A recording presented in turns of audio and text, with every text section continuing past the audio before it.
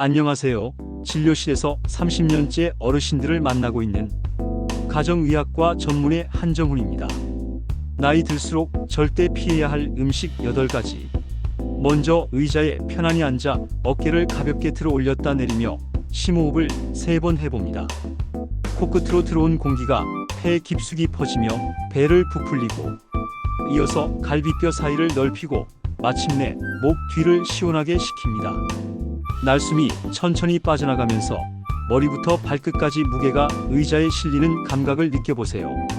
그리고 자신에게 속삭입니다. 나는 오늘부터 조금 더 가벼워지고 조금 더 튼튼해진다. 짜다는 감각은 생존 본능이라 합니다. 옛날 바다를 보기 어려웠던 내륙의 사람들은 소금을 금처럼 다루며 부족한 미네랄을 채웠습니다. 그러나 현대 식탁에서는 소금의 양이 넘쳐 작은 국그릇 하나가 하루 권장량을 금세 넘어섭니다. 국찌개, 젓갈, 장아찌 내 범주 속에 숨어있는 나트륨 결정이 우리 몸 혈관벽을 두드리며 단단해지라고 명령합니다. 그 결과 혈압은 천천히 오르고 심장은 더 큰 힘으로 피를 밀어 올리느라 밤에도 쉬지 못합니다. 해법은 자연의 풍미를 우려내는 시간과 인내입니다. 냉장고에서 다시마 한 장을 꺼내어 물속에 담가두고 표고버섯을 가늘게 칼집 넣어 향을 깨웁니다. 마른 멸치에서 내장과 머리를 떼어내면 비린 맛 대신 고소한 맛이 남습니다. 찬물에 이 재료들을 넣고 약한 불에서 서서히 온도를 올리며 15분을 기다려보세요. 거품이 올라오면 걷어내고 향이 고루 퍼지도록 조용히 젓습니다. 여기에 마늘 다진 것 한 숟가락과 양파, 반개를 넣으면 단맛이 뒷받침되고 허브 한 꼬집, 후추 2바퀴가 마지막 무대를 장식합니다. 소금은 이제 조연으로 한 꼬집이면 충분합니다. 소뚜껑을 열며 피어오르는 김을 크게 들이마시고 국자를 들어 한 모금 맛을 보세요.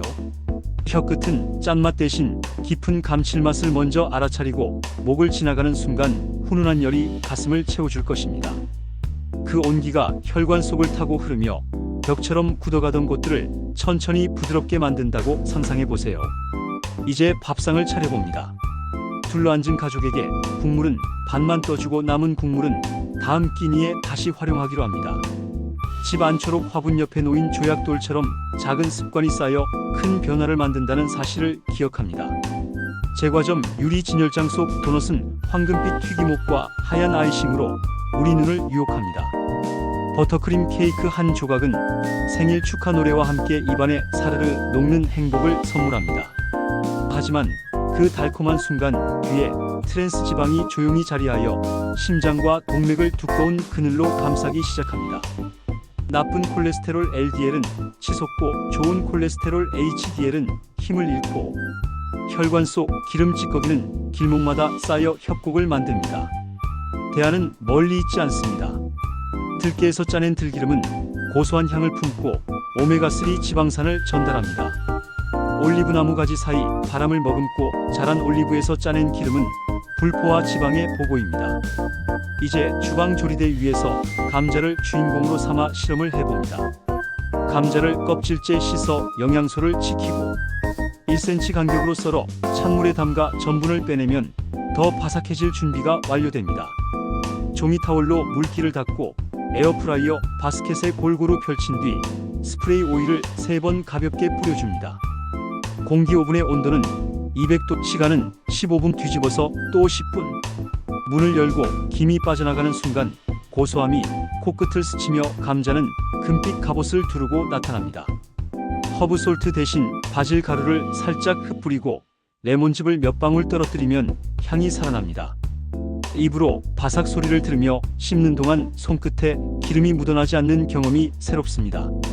심장은 조용히 리듬을 유지하고 혈관은 깨끗한 공기를 만난 듯 시원해집니다.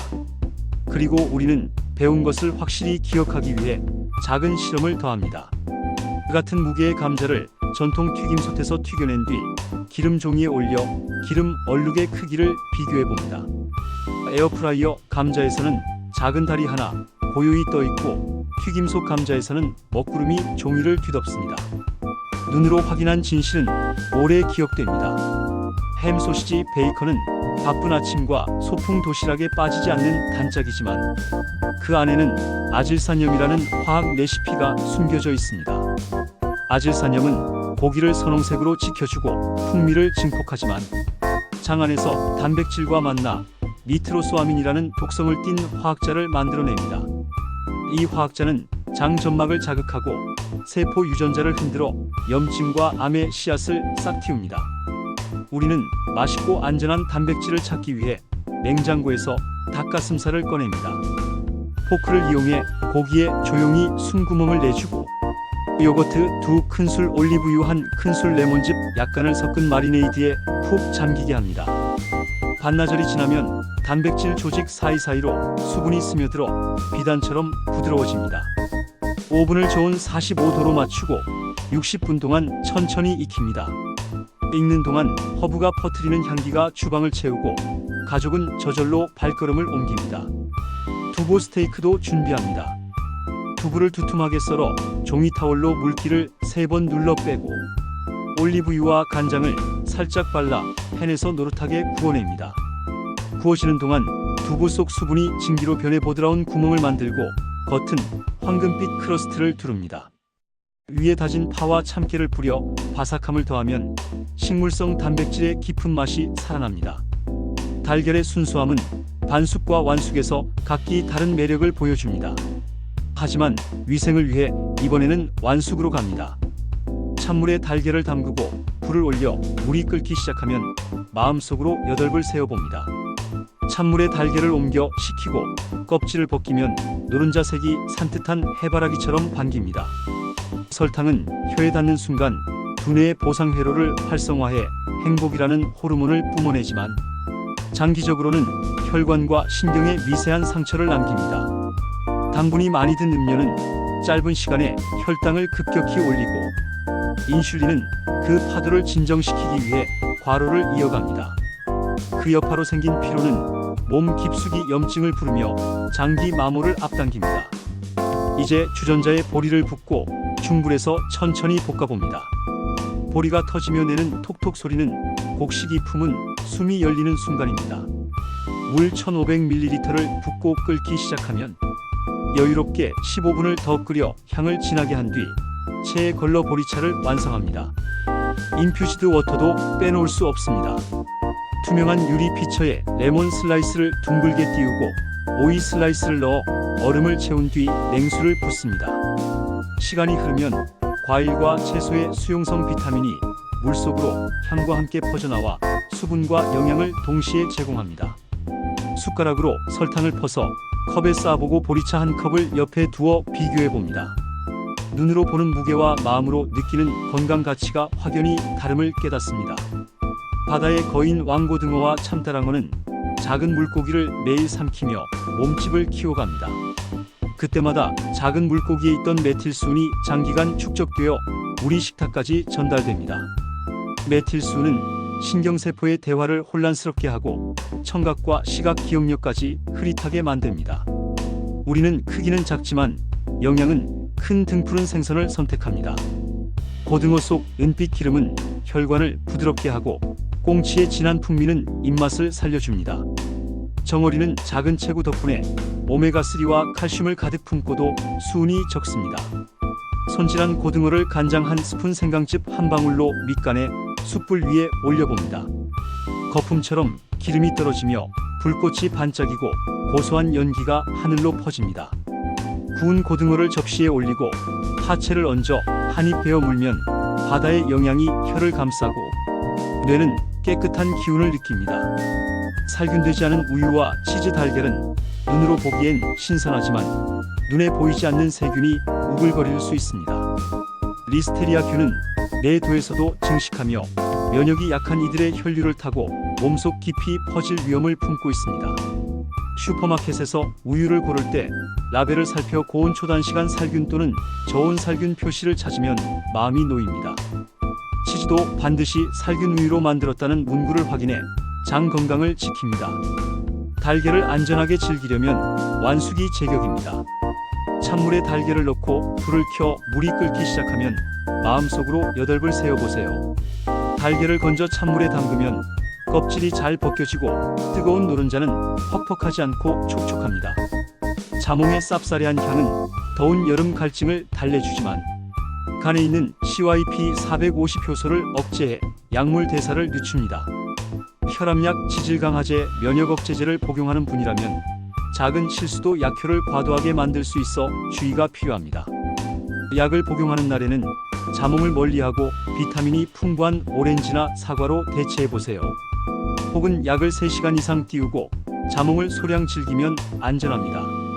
질식은 삼키는 순간 예고 없이 다가옵니다. 찹쌀떡은 미끈한 겉과 쫀득한 속을 갖추고 있지만 식도가 아닌 기도로 미끄러지면 큰 사고로 번집니다.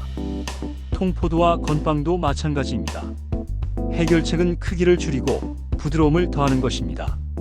떡은 2cm 이하로 잘라 따뜻한 국이나 미소 된장국에 적셔 천천히 삼키고, 포도는 껍질을 벗기고 씨를 제거해 반으로 나누어 먹습니다.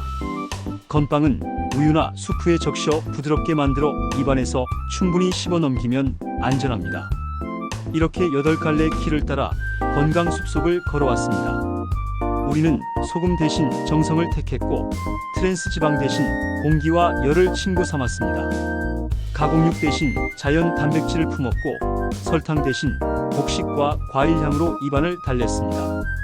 큰 생선 대신 푸른 등 작은 생선으로 뇌를 지켰으며 살균 표시로 안전문을 닫았습니다. 자몽과 약의 시간을 구분했고 작은 조각 음식으로 숨기를 보호했습니다. 이제 냉장고 문을 열고 손에 든 식재료를 바라보며 스스로에게 질문해 보세요.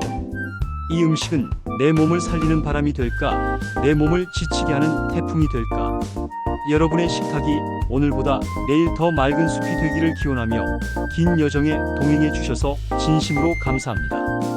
좋아요, 구독, 알림 설정을 눌러 다음 이야기까지 함께 걸어가기를 바랍니다. 여러분의 하루가 건강한 선택으로 빛나기를 진심으로 응원합니다.